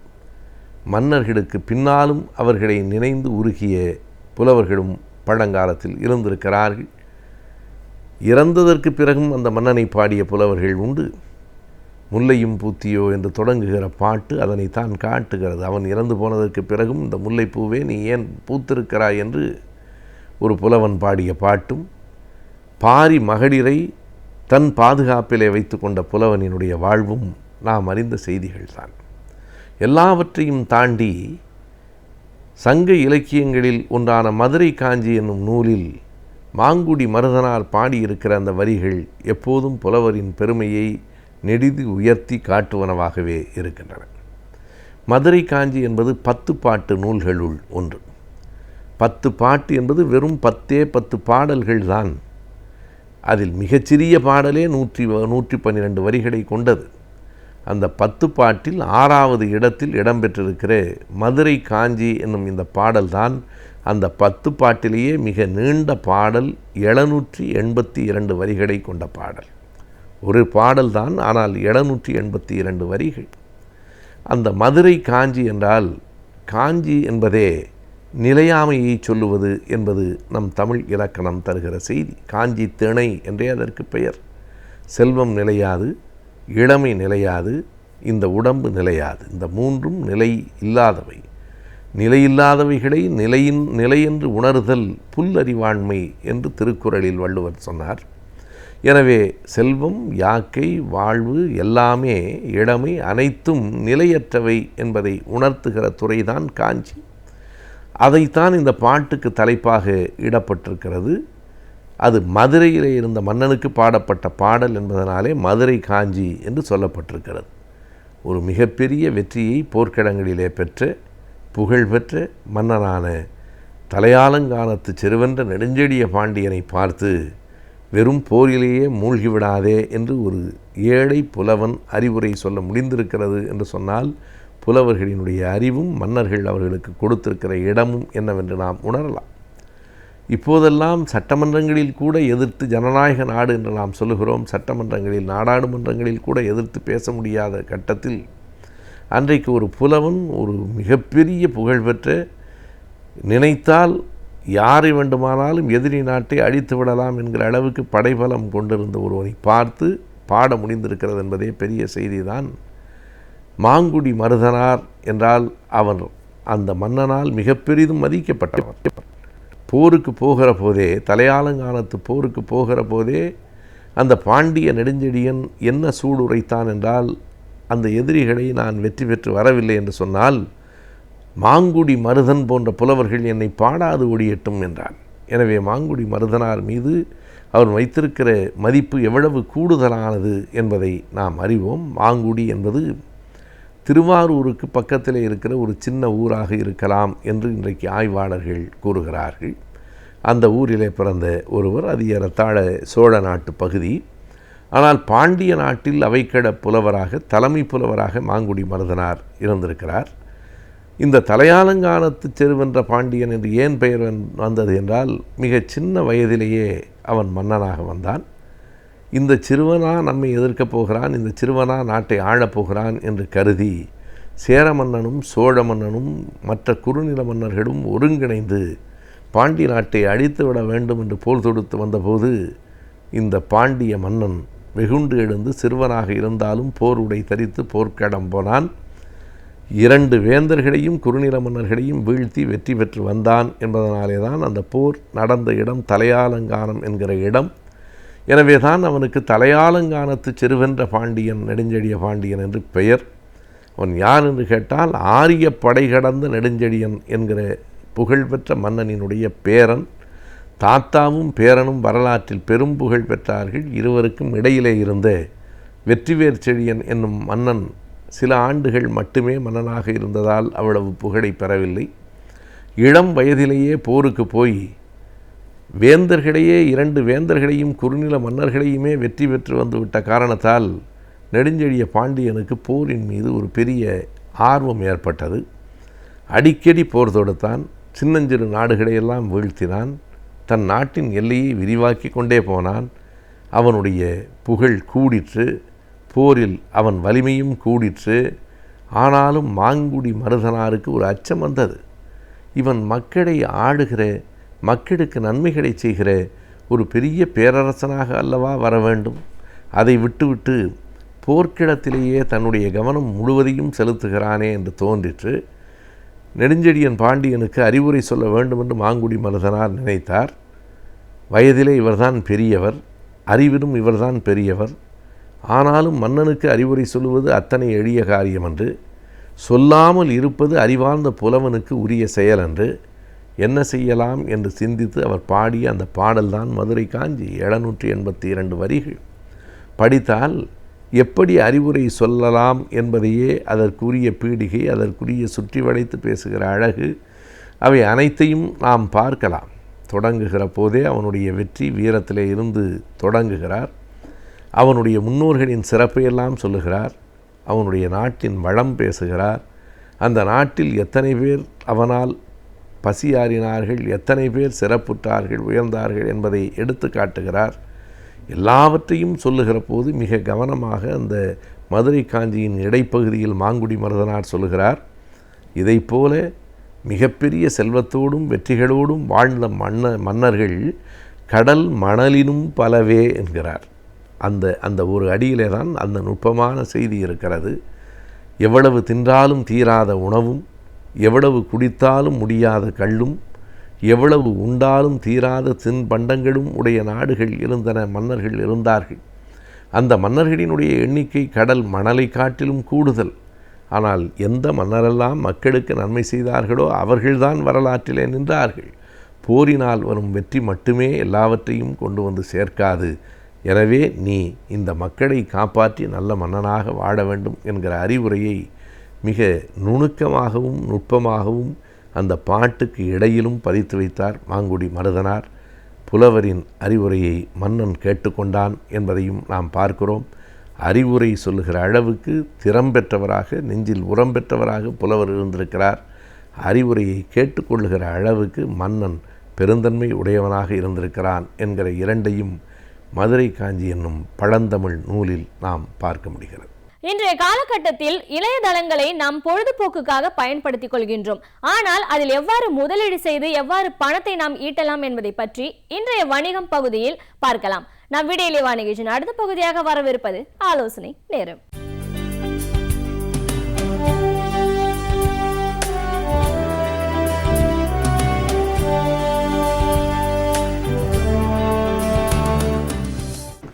வணக்கம். போன வாரம் இதுக்கு முன்னாடி இருந்த வாரங்களில்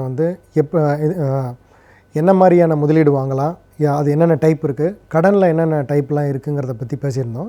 பொதுவாக இந்த ப்ரோக்ராமில் தொழில் மற்றும் நிதி சார்ந்த ஆலோசனைகளை நம்ம பேசிக்கிட்டு வந்துட்ருக்கோம். இதுக்கு முன்னாடி பேசினதில் என்ன மாதிரி டைப் ஆஃப் ஈக்விட்டிங்கிறது முதலீடு என்ன இருந்துச்சு, பேங்க்கில் என்ன மாதிரி டைப் ஆஃப் கடன்கள் டேட்டெல்லாம் என்னென்ன இருக்குங்கிறத பேசினோம்.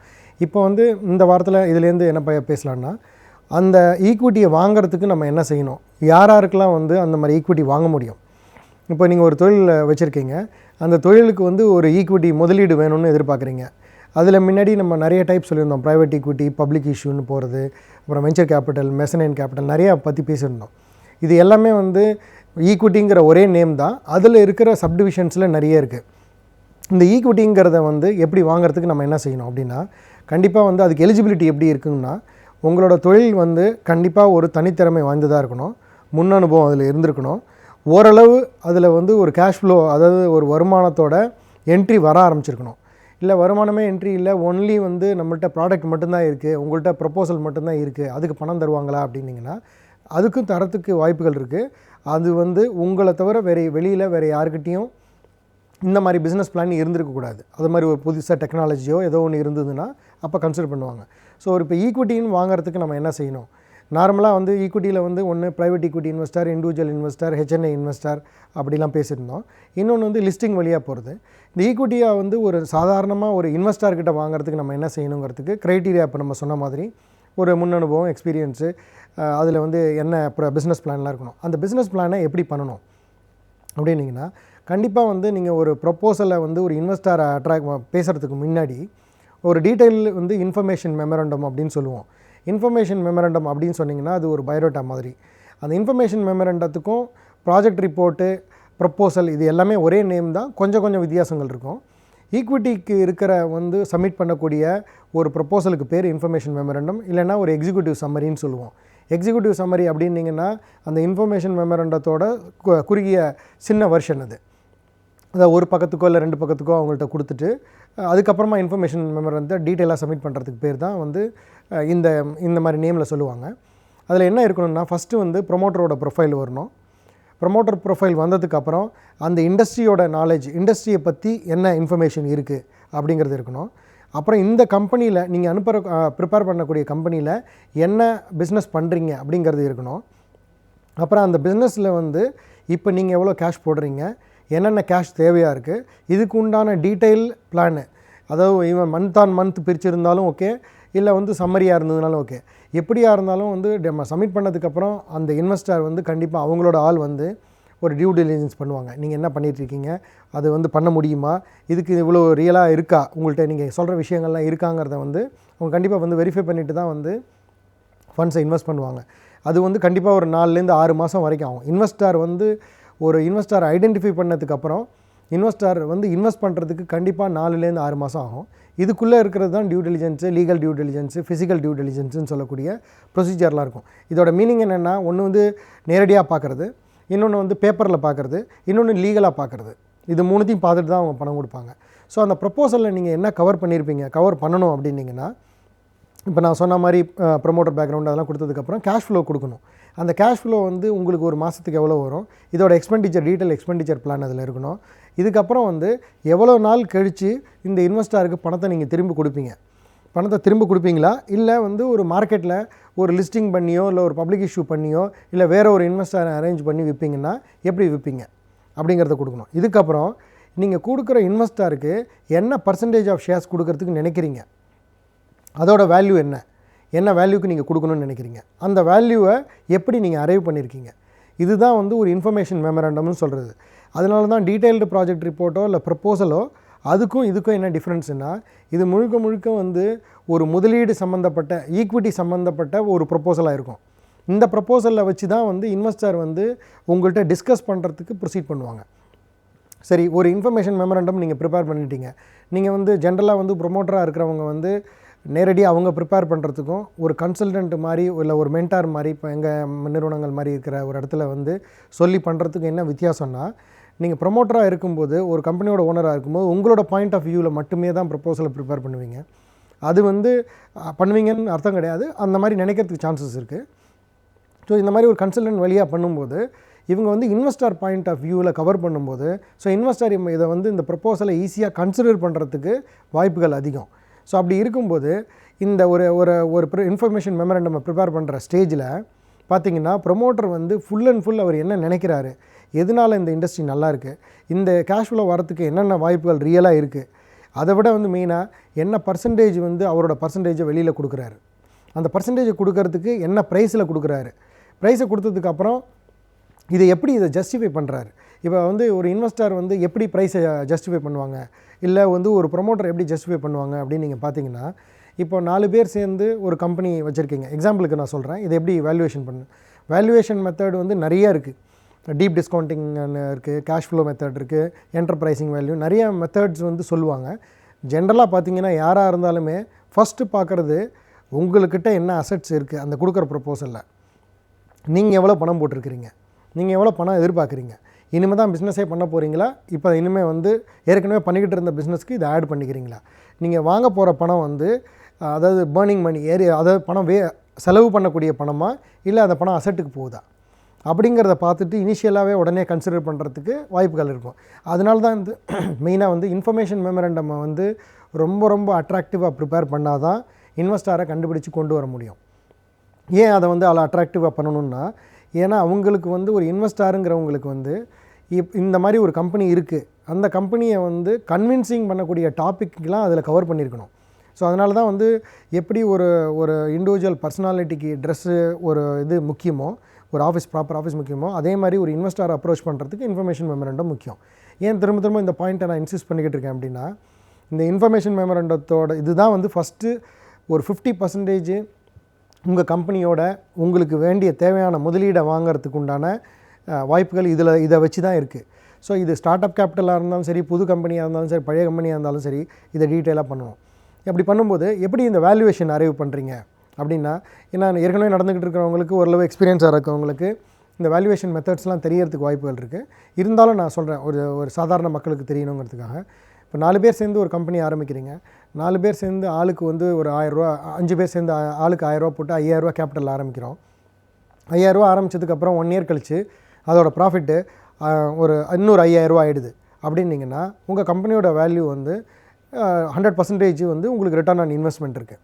அப்போ நீங்கள் வந்து உங்களோட முதலீடு, உங்களோட ஒரு ஷேரோட வேல்யூ 10 ரூபாயாக இருந்ததுன்னா, இப்போ வந்து அதை ஒரு ஷேரோட வேல்யூ 20 ரூபாய் ஆகும். இதை வச்சு தான் வந்து இது மினிமம் வேல்யூ ஒரு இன்வெஸ்டரை கூட்டின்னு வரதுக்கு. ஸோ நீங்கள் வந்து ஒரு இன்வெஸ்டராக இருக்கும்போது இதே மாதிரி 5 மடங்கு ஆச்சுன்னா நான் உங்களுக்கு இன்வைட் பண்ணுறேன், 5 மடங்குக்கு உங்களை கால் ஃபார் பண்ணுறேன் அப்படிங்கிறத சொல்லி கூப்பிடுறது தான் இந்த வேல்யூவேஷன் மெத்தட். இந்த வேல்யூவேஷன் மெத்தடை அதை இன்னும் மேலே வர வாரங்களில் பார்ப்போம். இதை தவிர இதுக்கப்புறம் வந்து என்னென்ன ப்ரொசீஜர் பண்ணணும், ஒரு பேங்க் ப்ரப்போசல் எப்படி பண்ணணுங்கிறதையும் ஃபர்தராக உள்ள வாரங்களில் பார்க்கலாம். நன்றி, வணக்கம். நம் கற்ற விஷயங்களை காட்டிலும் நம் கற்றிடாத பல அரிய தகவல்களை நம் சிந்தனைக்கு உரமூட்ட வருகிறார் டாக்டர் கார்த்திகேயன் அவர்கள். நம் விடியலை வான் நிகழ்ச்சியின் நிறைவு பகுதியாக வரவிருப்பது கற்றலும் கற்பித்தலும்.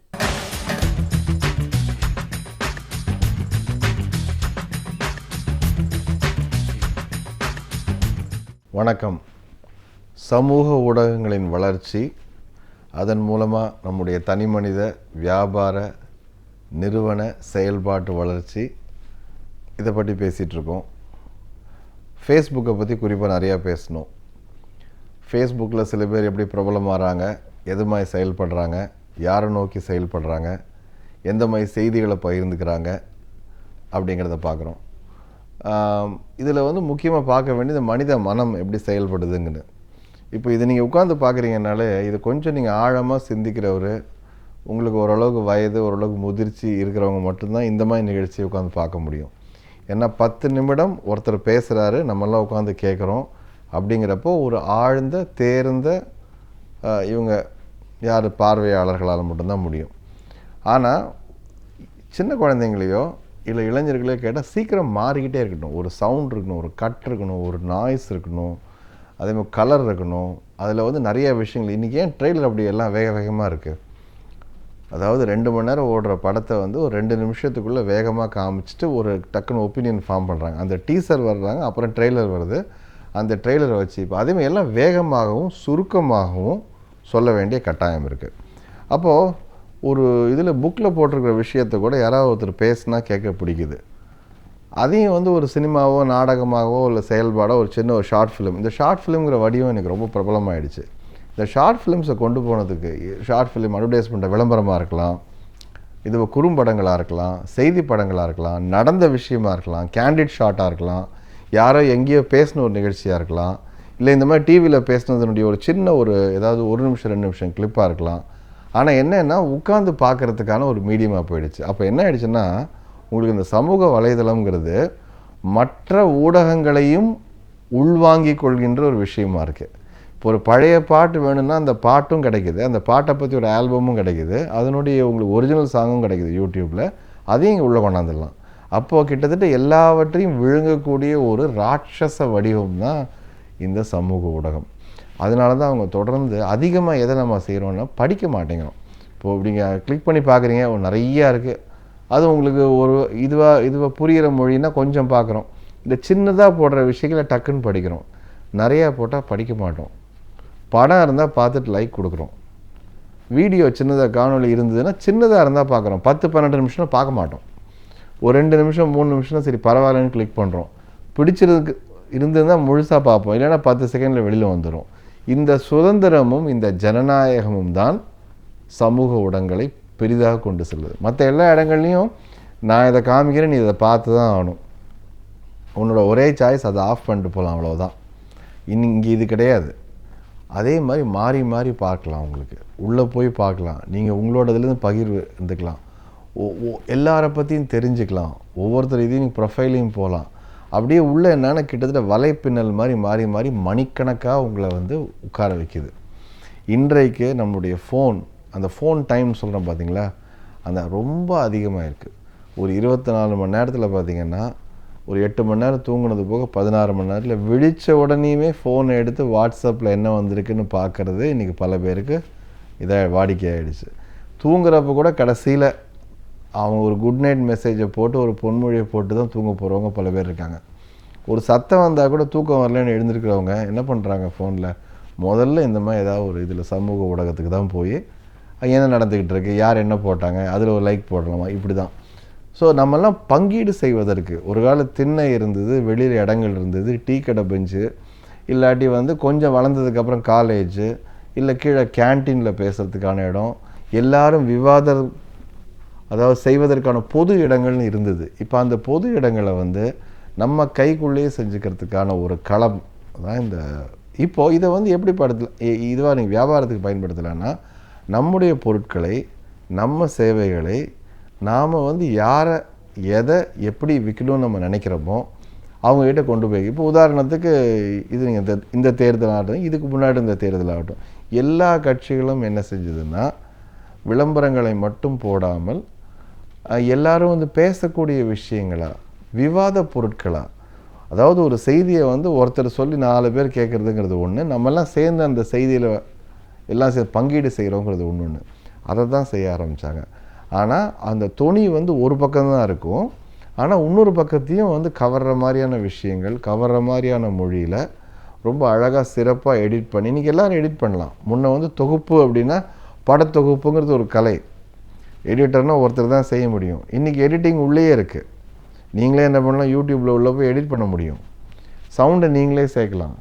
சினிமாங்கிற கலை இன்றைக்கி என்ன ஆகிடுச்சு, சகஜமாகிடுச்சு. ஒரு சின்ன பையன் உள்ளே வந்து அவனுக்கு வேணுங்கிற மாதிரி ஒரு வீடியோ எடுத்து அதுக்கு மேலே சவுண்டை வேறு மாதிரி போஸ்ட் பண்ணி வேறு எஃபெக்டை கொடுத்து வேறு கலரில் கொண்டாடுறான் இல்லையா. இன்றைக்கி நம்ம பார்க்குறோம் எத்தனையோ விஷயங்களை வந்து அவங்களுக்கு வேணுங்கிற மாதிரி கொண்டு போகிறாங்க.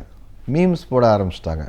அவங்க பார்த்த சினிமாவில் ஒரு விஷயத்தை எடுத்து அவனுக்கு கிளாஸ் ரூம் நடக்கிற ஒரு விஷயத்தை சேர்த்து 2 கருத்தையும் எடுத்து மீம்ஸ் போட ஆரம்பிக்கிறாங்க. இதெல்லாம் வந்து என்ன சொல்ல, படைப்பு திறன் ஒரு பக்கம் பெருகுது, ஊடகங்களை என்ன கையாளக்கூடிய ஒரு விதம் வந்து பெருகுது, தொழில்நுட்பம் அதிகமாக தெரிஞ்சுக்கிறாங்க. இன்றைக்கி சின்ன குழந்தைகளுக்கே இதெல்லாம் ரொம்ப இயல்பாக நம்ம கொடுத்துக்கிட்டு இருக்கோம். இதுதான் அவங்களுடைய வாய்ப்பு, இதுதான் அவங்களுடைய ஆபத்து, ரெண்டுமே இப்போ தான். போன வாரம் நான் உங்கள்கிட்ட சொல்லிட்டு இருந்த மாதிரி என்ன செய்கிறாங்கன்னா, ஒவ்வொரு நிறுவனமும் தன்னுடைய என்ன சொல்ல சமூக ஊடகத்தினுடைய இது பதிவுகள் என்ன அப்படின்னு பார்க்கணும். இப்போ உங்களை பற்றி கேட்குறாங்க, முன்ன வந்து ஒருத்தரை பற்றி தெரிஞ்சுக்கணுன்னா அவர் கொண்டாடுற பேப்பரை வச்சு படித்து பார்க்கணும், அவ்வளோதான். இன்றைக்கி அப்படி கிடையாது. ஒரு பேரை சொல்லிட்டிங்கன்னா உடனேயுமே கூகுள் பண்ணி பார்க்குறாங்க, உடனேயுமே என்ன பண்ணுறாங்க, உள்ளே போய் வலைதளத்தில் பார்க்குறாங்க அவரை பற்றி எந்த மாதிரி செய்திகள் வந்திருக்கு. பெண் கொடுக்கறதுக்கு முன்னாடி இன்றைக்கி பையனுடைய ஃபேஸ்புக்கை கொண்டு போய் பார்க்குறாங்க, என்ன மாதிரி படங்கள் போட்டுட்ருக்கான் அவன், யார் அவனுடைய நண்பர்கள், எந்த மாதிரியான விஷயத்தை லைக் கொடுத்துக்கிட்டு இருக்கான், எதை முன்னிலைப்படுத்தி பேசிக்கிட்டு இருக்கான், எந்த மாதிரியான ஆள் இவன், எந்த மாதிரி ஆளுமை இவன் அப்படின்னு சொல்லக்கூடிய ஒரு சைக்கலாஜிக்கல் டெஸ்ட் மாதிரி ஆகிடுச்சு. இன்றைக்கி வேலைக்கு வேணும்னா ஆள் எடுப்பது முன்ன ரெக்ரூட்மெண்ட் கன்சல்டன்ஸ் பண்ண வேலையை இன்றைக்கி இதெல்லாம் செஞ்சுக்கிட்டு இருக்கு. ஏன்னா இப்போ இந்த மாதிரி ஒரு தொழில்னால் அந்த தொழிலில் இருக்கக்கூடிய ஆட்கள்லாம் ஒரு குரூப்பில் இருக்காங்க. அந்த குரூப்பில் உள்ளே போகும்பொழுது அவங்கக்கிட்ட இப்படி ஒரு வேலை இருக்குதுன்னு போட்டால் நேரடியாக நடுவில் யாரும் முகவர்கள் இல்லாமலேயே வேலை பெற, வேலை கொடுக்க ஒரு சந்தர்ப்பம், வாங்க விற்க அருமையான சந்தர்ப்பம். உங்களுக்கு எப்படி விற்கணும்னு தெரியும், எதை எங்கே வாங்கணும்னு தெரியும். இந்த திறன்கள் இருந்துட்டால் உங்களால் சமூக ஊடகத்தில் என்ன வேணால் செயல்பட முடியும். இதெல்லாம் கேட்க ரொம்ப சுலபமாக இருக்குது. ஏன் நம்ம எப்படி செய்கிறது? இப்போ என்னோடய தொழிலுக்கு நான் அடிக்கடி சொல்கிற விஷயம் என்னென்னா, அந்த சிறு தொழில்கள் அவங்களாம் ரொம்ப பிரமாதமாக பண்ணிக்கலாம். ஏன்னா அதை யாராக இருந்தாலும் ஒரே மாதிரி வசதி இந்த ஊடகங்களுக்கு உண்டு. சிறு தொழில்கள் எப்படியெல்லாம் இதை பயன்படுத்திக்கலாம், இதை நம்ம விலாவாலியாக அடுத்த வாரம் பேசலாம்.